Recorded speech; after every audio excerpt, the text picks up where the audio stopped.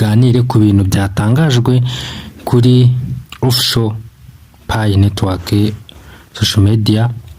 Murabizi ko bavuze ku bijyanye na Open Mainnet, bababwira ko Open Mainnet izaba muri 2025 mu gihembwe cya mbere. Hari ibintu bagiye batangaza, gusa ubundi iyo bavuze ngo Quarter 1 2025 iki gihembwe cya mbere cy'umwaka, ubundi baba bashatse kuvuga iki? Aba ari uguhera mu kwezi kwa kangahe kugera mu kundi kwezi kwa kangahe. Ubundi iyo tuvuze quarter of the year, ubundi umwaka ugira ibihembwe bingahe? Ubundi mu busanzwe umwaka ugira ibihembwe 4. Ni ukuvuga ngo igihembwe cya mbere ni uguhera mu kwa mbere kugeza mu kwa gatatu. Ubwo rero bivuze ko Pi network ishobora kuzajya ku isoko kuva mu kwa mbere kujya mu kwa gatatu. Hariho nabo nabonye mu comment batangira kuvuga ngo bakabihuza na Pi Day, bakavuga ko ishobora kuzajya ku itariki 14 z'ukwa gatatu, gusa ntabwo bizwi kuko ko yajyaho icyo gihe, kuko icyo batangaje ko ari igihembwe cya mbere cy'umwaka wa 2025. Ko rero bivuze ko Pi network muri guhera mu kwa mbere kugera mu kwa gatatu, mwitegure ko mushobora gutangira gucuruza amapayi yanyu ku masoko agiye atandukanye. Bavuze ku bijyanye na migration, bavuga ko bashaka ko intego yabo byibura bageza kuba 10 million, abantu miliyoni 10 bakoze migration.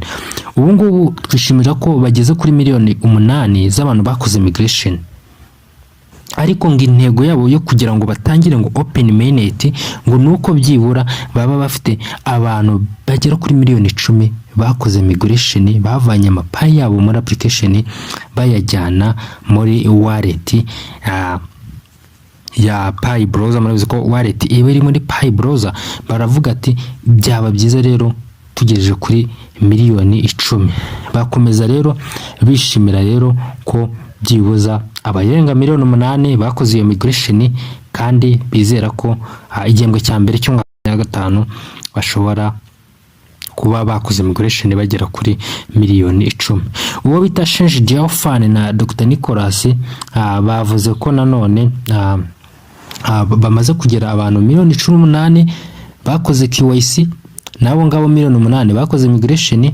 Rero bakaba bavuga ko bakomeje kugerageza kwihutisha ibijyanye na tentative KYC resolution. Nawe babwiye ko muri no minsi bari kugenda barekura bafungurira abantu bari muri tentative. Ibi nabyo babivuze ko bari kubikora, kuko ngo abarenga 200,000 ejo bundi nabwo babahaye migration, bavana Pi zabo muri application bazijyana muri wallet.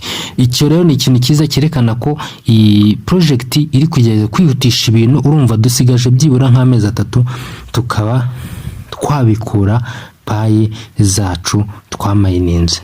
Bivuze ko igihembwe cya mbere cy'umwaka wa 2025 tugomba kuba twabikura izi Pi yacu. Bakomeje bavuga ngo dukeneye kugabanya icyuho kiri hagati y'abantu badafite KYC n'abadafite Mainnet, bose bakabarebaho bakagerageza uburyo babikemura. Barakomeza bavuga ati rero hari ibintu bisabwa kugira ngo system yihutishe iyi process yo kuba yabaha ama KYC, yo kuba yabakora migration. Ni ukuvuga ngo nuko hari ibyo abapioneer nabo bagomba kuba bakora. Ni ukuvuga ngo kandi bagagerageza gufasha system, ari byo bya bindi nababwiye byo kuba mwamayininga buri munsi. Ubwo rero guys, muzaye mu mayininga buri munsi. Kandi bakavuga ngo hari n'impamvu bagomba kuba nyine bakwihutisha iyi migration. Ni ukuvuga ngo bavuze impamvu 3.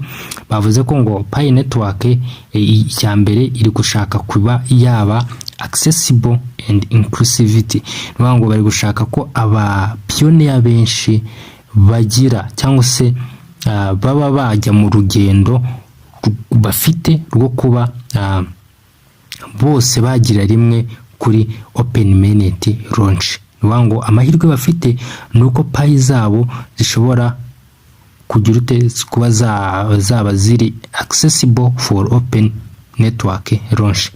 Ikindi bakavuga bati nguko aba payi ziba migrated nyinshi kuri mainnet mbere ya Open Mainnet, bisobanuye ko hariho ubwiyongere ndetse no kuba hari stability muri ecosystem, hari ingufu muri ecosystem. Barongera vanga ikintu cya gatatu ngo aba pioneer benshi bakeneye kumigratinga cyangwa se kwimura payi zabo bazijyana kuri mainnet mu buryo bwa referral teams na security cycle. Umva byayindi bya security cycle biragarutse ku bantu mwagiye mutumira abantu ntibakore, nabyo rero byabafasha. Ngo migration zabo bazazirecevinga bagendeye kuri bonus bahayowe z'amapayi ndetse nizo bamayininze ubwabo.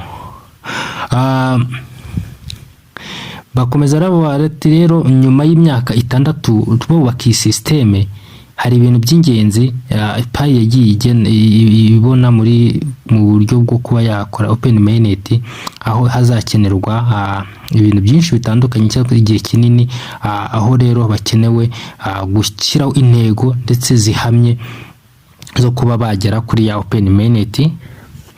Bakaba ko kwa timu izakomeza gushyira mu bikorwa cyangwa se gukomeza kuzamura systeme mu bijyanye na migration no kuba batangaza igihe runaka Open Mainnet izashyirirwaho ku buryo abantu bose bakwishimira iyi Open Mainnet. Rero ni ibingibi navuga ko bavuze, banavuze ati rero ngo hari condition Open Mainnet condition. Open Mainnet condition wango izasabwa kugira ngo Open Mainnet igirweho, wango hari ibyo bita ngo reaching and surpassing goals. Bavuze ko rero ubundi muri 2023 mu kwa 12 aribwo bashyizeho ibingibi bakiritinga cyangwa se bashyiraho uburyo Pi Foundation izaba ishinzwe kuba yakora ibintu birambye, bakabashiraho ahagaragara uburyo ndetse na condition zikenewe kugira ngo pioneer nyine bakore cyangwa se bakorectinge ibijyanye n'amakuru ibintu nk'ibyo nyine. Gusa wango navuga ko ari ibingibi by'ingenzi, ni ibintu byinshi bagiye batangaza, ntago nasoma aya magambo yose.